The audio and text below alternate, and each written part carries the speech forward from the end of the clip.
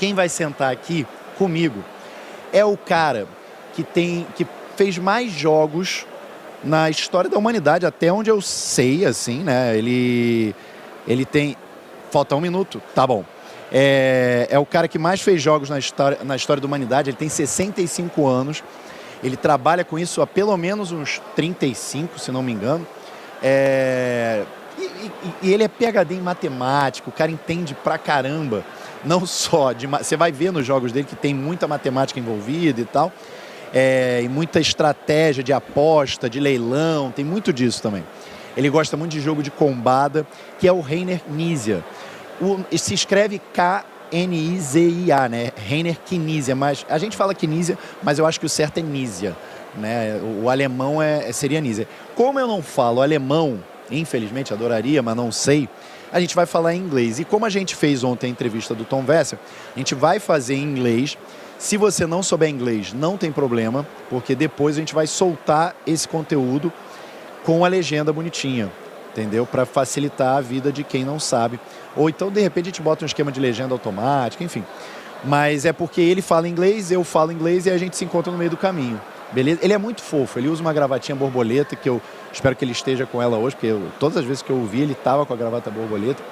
E o cara já fez mais de 700 jogos. Então eu tô muito empolgado.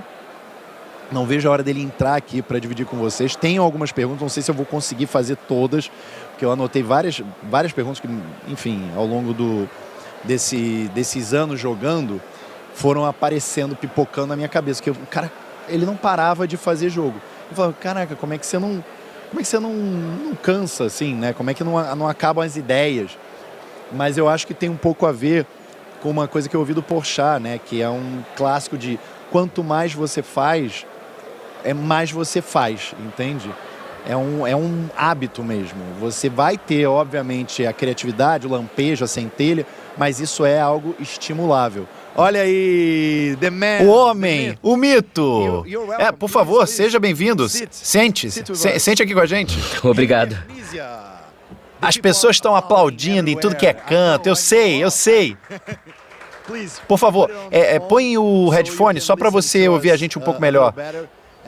Você se incomoda de falar um pouco mais perto do microfone? Pessoal, só para saber, o fone... Você pode dizer alguma coisa para nossa equipe... Alguma coisa, perfeito. Vejam só, a gravata borboleta dele é incrível. Qual é o tema dessa gravata borboleta? Qual você acha que é o tema da gravata borboleta? Ah, certo. Eu entendi. São todos os jogos que tornaram ele famoso em todo o mundo. Então, eu tenho algumas perguntas aqui. Claro. Eu vou pedir desculpas antecipadamente por causa do meu inglês. Ele tá ali, né, mais ou menos. Mas se você não entender alguma coisa que eu disser, é só falar comigo que eu vou tentar reformular. Eu sinto muito pelo meu português, tá? Desculpa. Tudo bem. Em primeiro lugar, eu conversei com o Sr. Knizia ontem durante a premiação que realizamos aqui no Diversão Offline. E eu tenho uma pergunta semelhante hoje. Com mais de 700 jogos criados e mais de 30 anos de experiência, tendo em média aí mais de 20 jogos por ano, parece que você vai chegar a 1000 jogos até 2038. Você gostou da matemática que eu fiz aqui? Contando, você sabe que eu sou matemático, né? E Sim, essa contagem é muito difícil, porque eu já tô em 800, eu acho, por aí. Caraca, já tá em 800. É difícil contar, porque depois que você adapta um jogo para um mercado diferente, ou republica ele com um tema diferente, será que ele ainda é o mesmo jogo? Você conta todos os jogos que eu publiquei em revistas? Então, podemos contar de muitas maneiras diferentes, mas eu acho que a sua previsão tá bastante pessimista. Então a gente consegue atingir essa marca o quê? Até 2025, talvez, não sei. Eu acho que tá exagerando. Você sabe, né? Quando a gente olha, eu tô falando de jogos diferentes. Mas pensa comigo, se você pensar que tem jogos que a gente tem 20 edições diferentes, olha isso. Então a gente vai ter mais de 2.500 jogos.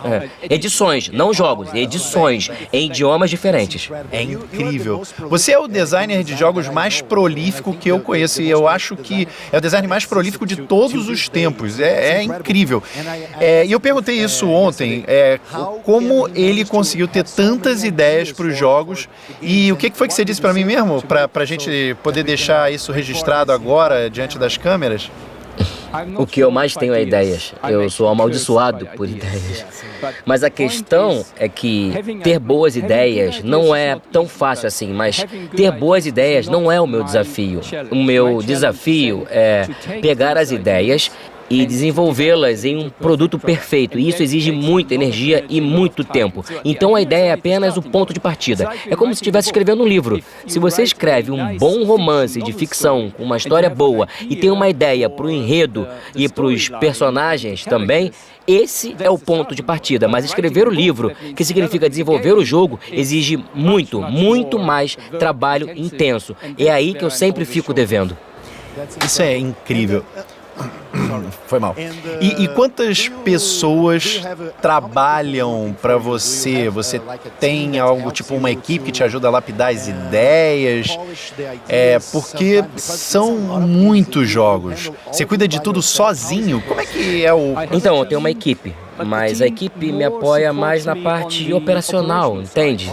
Então, tem a Karen, que faz todo o trabalho de back-office e também mantém toda a comunicação fluindo, e também tem a Brita, que faz o licenciamento, porque eu fazer o design do jogo é uma coisa, mas levá-los para as editoras é outra coisa. E isso é apenas manter as operações em andamento. E elas são extremamente competentes e extremamente engajadas e me ajudaram muito a levar o nosso projeto adiante. E claro, tem a parte do design que você me perguntou, né? Eu notei que não é fácil para mim projetar com outros designers. É complicado, sabe? Existem exemplos muito raros e ocasiões raras, porque eu acordo muito cedo no dia e quando desenho eu sou muito rápido e também eu faço mudanças muito rápidas, porque aí entra a equipe que joga. Nós temos um time todos os dias, um time diferente vindo jogar. Essas pessoas têm empregos normais, mas à noite jogamos. Então eu posso jogar na segunda-feira e depois fazer muitas mudanças e depois tentar na terça com o próximo grupo. Por isso que ter um grupo grande de testadores diferentes e também o grupo-alvo de teste é vital. Tem uma equipe, mas não são funcionários, não são pessoas em tempo integral, são entusiastas que jogam. Sim, eu seria um desses entusiastas. Se você estivesse por perto, eu ia falar, por favor, vem cá, posso jogar esse jogo para que eu possa dizer que eu joguei antes de todo mundo? Cara, isso é incrível. A propósito, eu estava pensando, você se considera o Stephen King dos jogos? Peraí, eu vou reformular a pergunta. Como é que você se sente quando olha para todo o seu trabalho anterior e vê, meu Deus, eu fiz 700, 800 jogos e tem muito mais por vir. Como isso é possível? Eu pergunto porque muitos game designers estão acompanhando isso e gostariam de saber como ser consistente, como não desistir, porque a indústria brasileira é um lugar muito difícil de se destacar. No fim, é o amor pelos jogos e a dedicação para realmente focar no que eu quero fazer. Muito abençoado, porque trabalho em uma indústria. Eu escolhi trabalhar em uma indústria, mas também eu acredito que tem que ter um pouco de dom para trabalhar nessa indústria e para dar uma contribuição muito boa para a felicidade e diversão de muitas pessoas. E acho que essa é a maior recompensa que você pode obter. Então, para mim, projetar jogos me revigora. Projetar jogos é a minha vida. Sim, exatamente. E, como eu disse, a maldição das ideias é que eu estou tão fascinado em ver como eu posso desenvolver isso e aquilo que eu entro em pânico, porque nunca tem tempo suficiente. Então eu vejo uma ideia muito boa, inovadora, e está em minhas gavetas. Eu não toco nelas, tem mais ou menos 3 meses. Aí eu penso, por que eu não tive tempo de fazer isso? E tem outro, depois tem outro, você sabe. eu tinha 50 gavetas. Então, Nesse momento. não, agora não. Mas era onde eu tinha uma ideia de jogo em desenvolvimento. Não apenas uma ideia de jogo no papel, mas em desenvolvimento. Então, quando a pandemia veio e a gente não pôde testar, eu tive que comprar 50 gavetas. Agora eu tenho 100. E nenhuma pessoa sã consegue trabalhar em 100 jogos ao mesmo tempo. Então, mas é a maldição das ideias, mas pelo menos tem a vantagem que, geralmente, aqueles que são mais emocionantes e que fluem bem acabam ganhando protagonismo. Então, aqueles que ficam parados acabam saindo das gavetas. É uma história sem fim. Eu gostaria de viver 2 vezes mais, mas ainda assim ia estar ocupado. Você ainda está ocupado fazendo. Sim. Agora, eu tenho uma pergunta sobre o seu tempo na indústria. Quais foram as principais mudanças que você testemunhou na indústria de jogos de tabuleiro nos últimos 30 anos? Tiveram muitas mudanças, é claro. E mudanças são boas para as pessoas criativas, porque se nada mudar, é muito difícil ser criativo. Por outro lado, se você tiver uma revolução e tudo for diferente, então é fácil. Mas, voltando à questão, quando olhamos para a indústria como tal, é claro que tivemos uma forte tendência à globalização, né? Houve uns pequenos contratempos por conta das últimas situações políticas, mas a globalização fez com que, claro, a produção se espalhasse pelo mundo e se tornasse mais acessível, mas também fez com que os jogos, por vezes, fossem reduzidos ao menor denominador comum. Então, se você tem uma empresa, quanto mais mercados a empresa entender, menores vão ser as opções para a empresa oferecer jogos bem diferentes entre si. Portanto, há um impacto específico positivo e negativo nisso. E isso é apenas da parte global. Outro ponto também são os mercados que se desenvolveram significativamente, se pensarmos no que eram há 30 anos. Na época, eram mais jogos de fantasia, tipo Dungeons & Dragons na América, enquanto que na Europa eram mais focados em mecânicas, né? Às vezes na Alemanha você chama esses jogos de jogos alemães. É claro, a globalização juntou tudo isso. Então agora todos os jogos estão por toda parte e as pessoas têm uma escolha muito mais ampla para escolher. Claro, temos muitos jogos na Alemanha. Eu sou da Alemanha e a Alemanha é um paraíso no que diz respeito aos jogos, né? Você sabe exatamente o que eu estou dizendo. Tem mais de 10 mil novos lançamentos todos os anos, né? Então, todos os editores com quem converso dizem que querem algo que se destaque da multidão, mas você não pode ter 1000 se destacando, porque aí ninguém se destaca. E o que eu quero dizer então, eu não sei onde parar aqui. Depois que surgiram os financiamentos coletivos e lançamentos através desse sistema, então, da noite para o dia, você pode alcançar outras pessoas, mas também pode realizar projetos que talvez não fossem possíveis por meio de uma editora normal. É claro, também tem outro lado em que você vê belas miniaturas e bons materiais. Mas quando vai ver o jogo só precisa ser entregue bem depois de já ter sido vendido. Existe um conflito de interesses a respeito de investir. Portanto, há muitas mudanças aí. Também existem as metas estendidas que as pessoas querem no crowdfunding. Então, mesmo no processo de design, você às vezes deve pensar em como posso construir algo que seja realmente uma meta estendida, ao mesmo tempo em que o jogo precise funcionar sem isso. Em termos de design, é claro que existem modismos diferentes para as coisas diferentes, que estão na moda nos dias de hoje. Quer dizer, tivemos jogos de Taiol e jogos mais estratégicos nos anos 90, que acredito ter produzido vários clássicos do gênero. Acho que você está entendendo, né? Então veio um gênero Então veio o meu maior erro de julgamento de todos os tempos, que foi o Magic the Gathering. Richard Garfield me mostrou o jogo antes de ser publicado. E eu disse para ele, isso vai falhar, não vai dar certo, é muito complicado. Todo mundo em algum momento fez algo assim. Veja, as grandes revoluções às vezes são muito difíceis de julgar.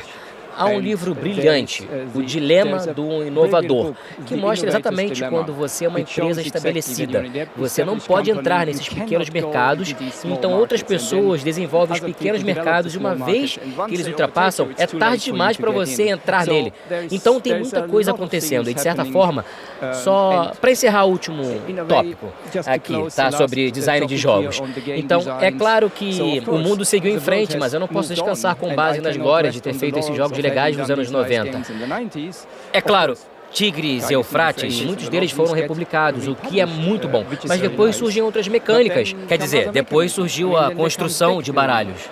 E você se pergunta, já não criaram tudo que dava usando cartas? Então vem o Magic com um metagame e depois vem a construção de baralhos. Então eu gostaria de ser capaz de aproveitar todas as tendências. Você sabe, eu sou muito ambicioso, mas existem muitos designers maravilhosos por aí. Então, eu acho que eu causei um grande impacto nos jogos cooperativos com os jogos do Senhor dos Anéis, mas outra pessoa rebatou a ideia do deck building, que é uma ideia brilhante. Mas aí eu pensei, tá bom. Ok, se eu não consigo criar todas as tendências, então por que não pegar uma tendência como deck building e ver se com o jogo Eldorado eu não consigo dar uma abertura diferente para que as pessoas entendam com mais facilidade o motivo de trocar o próprio deck. Se eu vou para um deserto, eu tenho mercadorias e chego no rio, eu preciso de um barco. Depois eu vou para o deserto, por que continuar com um barco, né? Então, também temos os jogos legados, que é outra nova tendência, onde você pensa, ok, por que precisa ser tão complexo? Será que não dá para fazer algo em 20 minutos? Fazer várias partidas ligadas em 20 minutos, onde todos jogam ao mesmo tempo? Então, mas eu estou divagando a respeito das tendências e falando do que eu estou fazendo. É claro, as tendências me afetam e me influenciam, mas tem havido muitas coisas acontecendo. Acabei de falar em algumas e eu vou parar por aqui agora. Caso contrário, eu vou ficar falando sem parar. Mas isso afeta o design, mas também torna tudo muito interessante. E eu sou... Esta é a última frase sobre isso, tá? Eu sou realmente movido por desafios. Algo como você pode fazer jogos para celular de repente bombaram. Você pode fazer isso, você pode fazer aquilo. Será que dá para fazer um jogo cooperativo? E eu gosto desses desafios porque me obrigaram a ser inovador.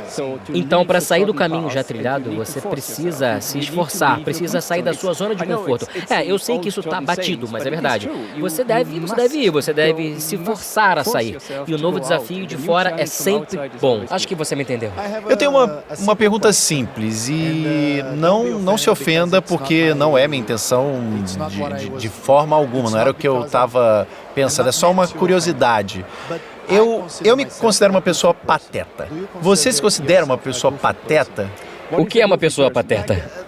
Que fazem mais bobagens, que gosta de brincar com outras pessoas, de fazer uma palhaçada aqui, uma mágica colar, criar uns jogos, não jogos de tabuleiro, mas eu fiz um negócio, eu criei uma coisa para os meus amigos, que foi uma caça ao tesouro, porque no Brasil, eu não sei se vocês têm isso na Alemanha, mas aqui a gente tem uma coisa chamada amigo oculto, ou secreto. Todos os anos, no Natal, as pessoas se reúnem e trocam presentes comprados antes com base num sorteio. Mas eu percebi que eu não gostava dessa mecânica, então eu transformei numa caça ao tesouro, num jogo. Então, se você não gostar do presente que compraram para você, ainda dá para aproveitar a jornada para se chegar até o presente.